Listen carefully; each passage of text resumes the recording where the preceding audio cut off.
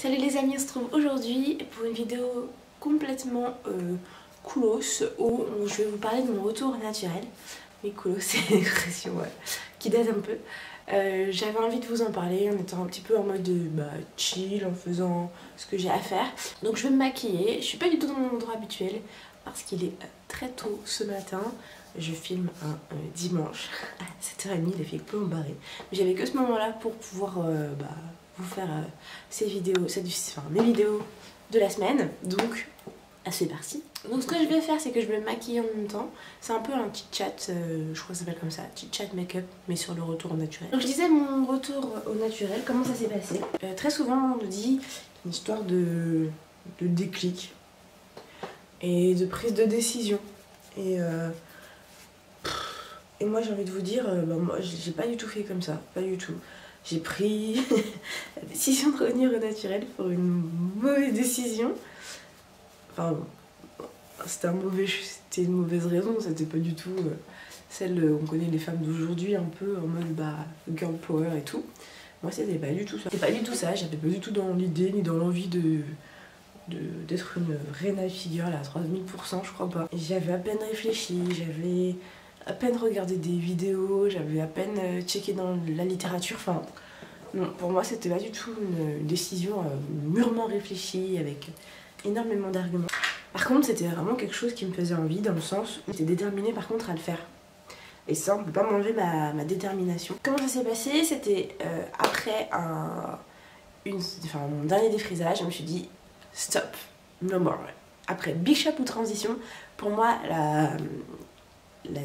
le choix a été hyper rapide, c'était transition, parce que j'aime mes cheveux, j'aime avoir de la longueur, et j'avais pas du tout envie de me retrouver avec ça de cheveux sur le caillou.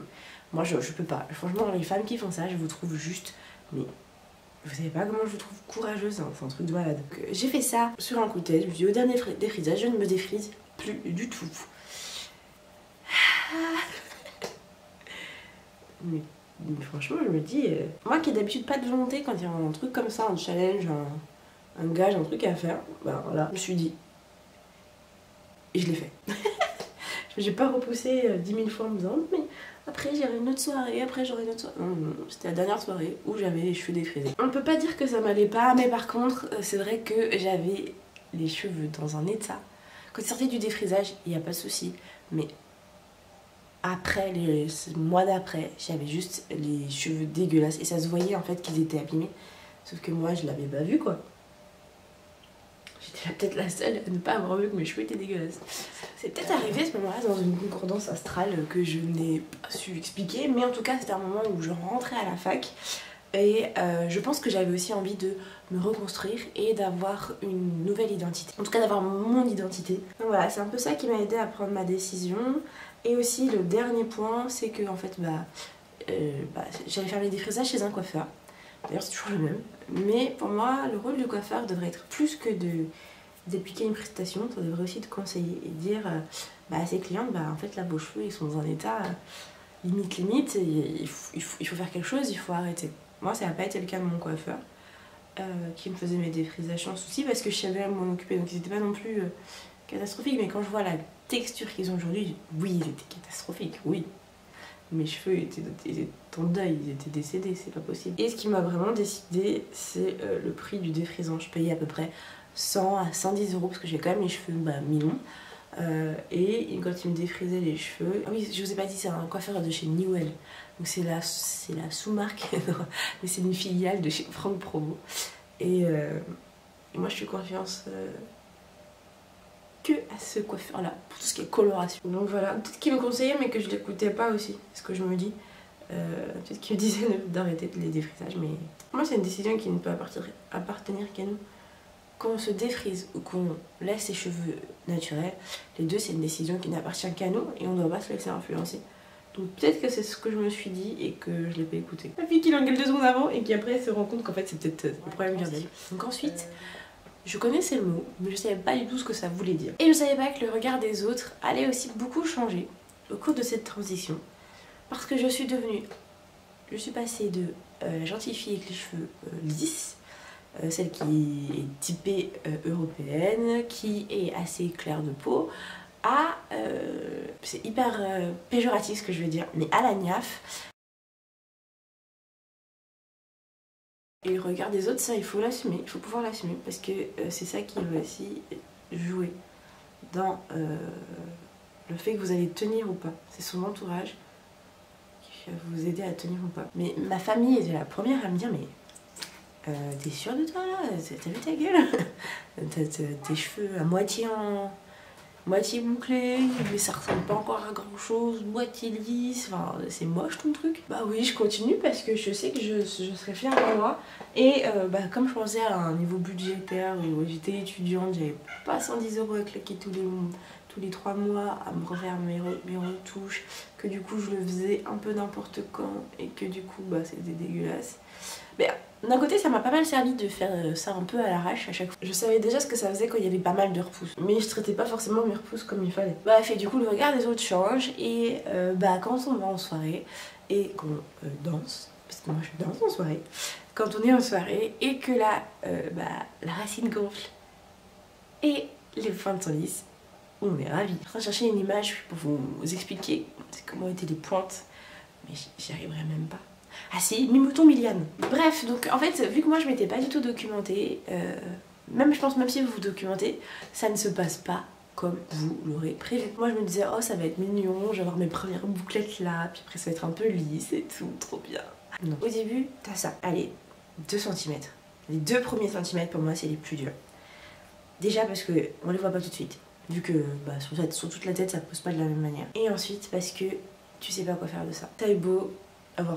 Enfin, tu t'es documenté, t'as regardé des trucs, parce que c'est ce que j'ai fait après. Hein. Bah, t'es pas préparé à t'occuper de ça, tu sais plus t'occuper de ça. Si t'es comme moi et que depuis que t'as l'âge de 14 ans, tu te fais des défrisages et du coup tu sais pas comment t'occuper de cette texture là, parce que avant c'était ta mère qui s'occupait de tes cheveux et après c'est toi, mais t'avais les cheveux lisses. Donc tu sais pas quoi faire de ça, tu sais pas combien de fois par semaine il faut te laver les cheveux, tu sais pas qu'il faut faire attention à combien de fois par semaine il faut te laver les cheveux, t'en sais rien du tout. Donc les premiers mois, t'es hyper frustré parce que tu sais pas quoi faire. Moi ma bonne idée ça a été de faire des washings à outrance. Et damage. Mais ça, on n'en parlait pas autant qu'aujourd'hui je trouve. Des lésions dues à la chaleur. Que t'aies les cheveux lisses, bouclés, frisés, quoi que ce soit, maintenant on te dit faites attention, le faire lisser, ça abîme les cheveux. Ce qu'on ne disait pas à l'époque. Les premiers mois, j'ai pas eu énormément de pouces. Et le peu de pouces que j'ai eu, c'était moche. Parce que en fait, je les abîmais et je m'en suis pas rendu compte. Et ma mère qui me disait mais oui, mais ça vient d'être en lisseur. Tu vois pas que c'est ça qui t'abîme les cheveux. Et moi je dis mais non. Et en fait, si, elle avait complètement raison. Le fait que je sois passée de domicile de mes parents à chez moi, ça a tout changé parce que du coup, en fait, quand t'es avec ton amoureux, t'as pas envie de passer ton temps. Moi j'ai emménagé avec mon amoureux, voilà. T'as pas envie de passer ton temps à te lisser les cheveux. Et lui, ça saoule. On devait partir d'attendre que tu te lisses les cheveux. Donc grâce à lui, en fait j'ai arrêté. Et du coup j'ai eu une pousse un peu plus importante et de meilleure qualité. Et je me suis rendu compte que c'était ça. Et puis là c'est le moment où j'avais commencé un petit peu à me documenter. J'avais mi-figue, mi-raisin, donc 10 cm de bouclé et le reste hyper moche. Mais quand en fait je m'occupais plus que de là, deuxième erreur. Et du coup là c'était hyper beau. Et là, mais mon dieu, désastre. J'ai même pas de photo en fait pour vous montrer parce que je me prenais pas en photo à cette époque-là. Parce que j'aimais pas ma gueule. La période de transition, pour moi, c'était une période hyper dure parce que j'ai pas du tout apprécié ce moment. Je l'ai pas du tout bien vécu. J'étais fière de moi. J'étais fière d'avoir fait ce choix-là. Mais je l'ai pas du tout bien vécu. Et on en vient au moment où il faut savoir se faire des nouvelles coiffures. Et donc j'ai cherché le moyen partout. Et là, c'est ce que je vous conseille moi. De faire ça avant, des coiffures qui peuvent vous plaire quand vous avez les cheveux en transition. Parce qu'à l'époque, quand j'avais les cheveux défrisés, je me faisais des queues de cheval, je me faisais des petits chignons hauts un peu mignons, un peu mignonnets. Mais en fait, quand on est en transition, on peut plus faire ça. Et donc en fait, je m'occupais que du coup de l'avant. J'ai dû changer de brosse, j'ai acheté une nouvelle brosse, à coiffer parce qu'avant j'utilisais pas de brosse, j'utilisais un peigne fin, c'était largement suffisant. J'ai commencé petit à petit à acheter des nouveaux produits parce que ma maman elle me lavait les cheveux avec du DOP. Donc j'avais continué avec du DOP quand j'ai décidé de faire mon retour au naturel, sauf que j'avais plus du tout la même texture de cheveux et du coup le DOP ça faisait plus le même effet, donc j'avais les cheveux secs et moches de nouveau. Et là, c'est le moment où il faut vraiment lutter. Et c'est dans la fin des premiers mois où on a vraiment, vraiment envie, quand on est en transition, de se redéfriser les cheveux. Et là, pour moi, c'était la période la plus difficile parce que j'ai dû lutter corps et âme contre tous les gens de mon entourage qui me disaient « Regarde, c'est moche, regarde, t'es à moitié-moitié, arrête de faire ça, c'est pas beau ». Et j'étais à 2 doigts de craquer. Et en fait, j'ai commencé à découvrir l'univers des nappy girls. Et là, je me suis dit, il faut que je résiste, il faut que je résiste. Et donc un jour, j'étais chez le coiffeur et je m'attendais, et je me suis dit, j'étais vraiment à 2 doigts. 2 doigts de lui dire, enfin, celui il m'a dit, tu viens pour ta reprise de défrisant? Je lui ai dit, non. Et ce que j'ai fait, j'ai coupé les pointes. Et j'en étais à un petit carré là de bouclé. Et je lui ai dit, non, je suis là pour couper les pointes. Et il m'a coupé 15 cm de cheveux. Et c'est bon. La transition était finie. On passe à la grande coupure, le big shop. Donc oui, j'ai fait les deux en soi. J'ai pas fait un big shop comme on le connaît, hyper court, mais je l'ai fait à ma manière. Donc pour vous, si ça peut être la solution, vous dites non, je suis pas prête à la transition, mais je sais pas comment ça va se passer. Enfin, je sais que la transition, ça va pas très bien se passer. Et bien peut-être faites comme ça. Attendez d'avoir suffisamment de longueur, une longueur qui vous convienne, une longueur avec laquelle vous pouvez quand même faire des trucs. Bon, je savais pas que je pouvais plus me faire de petits chignons, mais c'est pas grave. Mais au moins, on est arrivé à ce point-là. J'ai découvert les nouvelles coiffures, j'ai découvert plein de choses en même temps. Ça m'a permis aussi de sauter le pas. Donc peut-être déjà, si vous hésitez énormément à passer ce cap, n'hésitez pas à peut-être vous documenter avant, à vous trouver des petites coiffures plaisir, des trucs qui pourraient vous donner envie, et faites-le. Et c'est ce qui s'est passé. J'ai plus du tout eu envie de me défriser les cheveux. Et j'ai entraîné mes sœurs avec moi, ma mère avec moi, mes copines avec moi dans cette aventure, et je vous entraîne. Donc combien de temps ça a duré en tout et pour tout? Pour moi, cette période de transition, elle a peut-être duré 1 an et demi. Avant de faire la grande coupure et après de vraiment prendre soin de mes cheveux en n'ayant qu'une nature crépue. Parce que pour moi, tant qu'on n'arrive pas à prendre un peu soin de ses cheveux crépus, on est encore en transition. Parce qu'on va passer par des étapes qui vont forcément vous mettre en galère. Même aujourd'hui, hein, je galère encore sur certaines étapes. Hein. Comme le fait de réajuster ma routine et tout, mais maintenant je sais qu'il faut rajouter la routine, je sais les produits qu'il faut utiliser, donc voilà. Je me sens plus en transition, maintenant je me sens en cours d'acquisition de ma nouvelle identité. Donc vous l'aurez compris, pour moi pas de retour en arrière possible, pas de regret, si le seul regret c'est de ne pas l'avoir fait plus tôt, de ne pas avoir cédé à mes cheveux plus tôt qui me lançaient, mais tellement de signaux d'alerte que j'ai ignoré. Quelques conseils pour maintenant que vous puissiez vous réussir votre transition si vous êtes en cours ou si vous avez renoncé et que vous voulez vous y remettre. C'est ma plus grande erreur, c'est la préparation. N'hésitez pas à vous préparer, vous documenter. Et quand vous avez l'impression que vous êtes suffisamment documenté, ne vous croyez pas, vous ne l'êtes pas. On n'est jamais assez, donc ne vous arrêtez pas en mode c'est bon, je sais tout. Même moi qui vous fais des vidéos, bah, maintenant j'y retourne à la littérature, j'y retourne à regarder des vidéos, même des autres. Pas parce que ça va m'inspirer, hein, mais parce que chacun a son histoire et peut-être qu'il y en a une qui va tomber sur un sujet qui, moi, m'est arrivé ou quelque chose que moi je savais pas gérer, ou que je sais toujours pas gérer d'ailleurs, c'est ce que je vous ai dit, et que j'ai besoin de conseils. Tournez-vous vers votre coiffeur parce que peut-être qu'il ne vous dit pas quand arrêter le défrisage, mais il peut vous aider à passer ce cap. Deuxième, c'est ne pas se mettre trop la pression parce que vous allez vous comparer aux histoires des autres. Mais quand en gros on vous dit d'abandonner, n'écoutez personne parce que la seule personne qui doit vous dire si vous devez abandonner ou pas, c'est vous. Vous et ce que vous ressentez au fond de vous. Si vous êtes sûr que c'est ce qu'il vous faut, ce que vous avez envie de faire, faites-le. Et ne vous mettez pas la pression en vous disant que moi, je vous ai dit qu'au bout d'un an, bah, j'ai tout coupé et que vous, au bout d'un an, bah, vous avez 10 cm sur la tête. Voilà, c'est pas grave. Faites le challenge avec moi et vous verrez, ça poussera. Je rigole.